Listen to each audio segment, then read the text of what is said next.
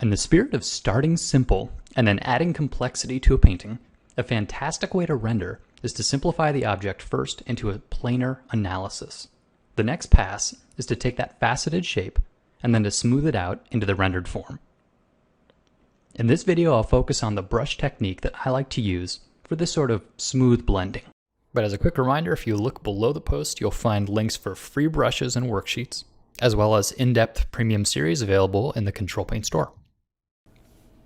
For this, I like to use a flat, hard brush.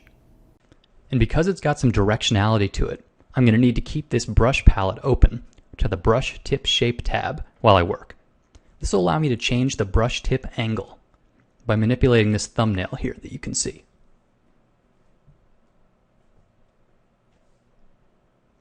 Also, before I start, I'm going to turn down the flow of the brush tool to about 60%.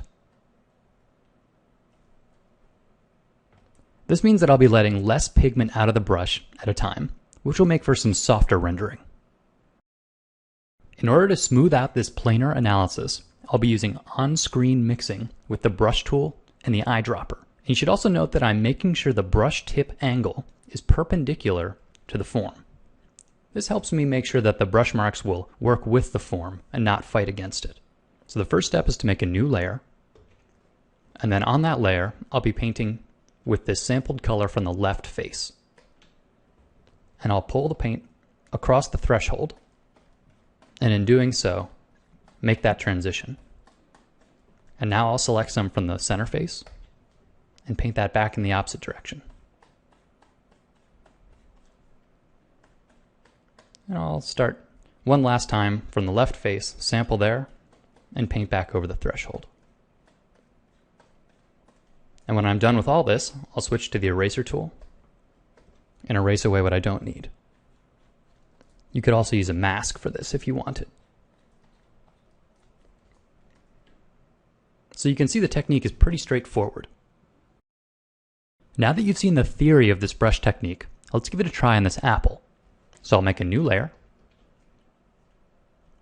and pick two facets that I want to blend between, and then line up the perpendicular brush tip. Now I'll sample from one and paint towards the other. And then I'll go back in the opposite direction, sampling from the middle and pulling it over across the threshold.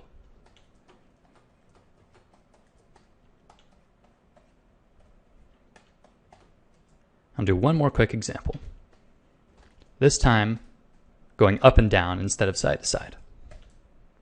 So I'll make a new layer, sample from the bottom, pull it into the top, and then sample from the top and pull it down towards the bottom.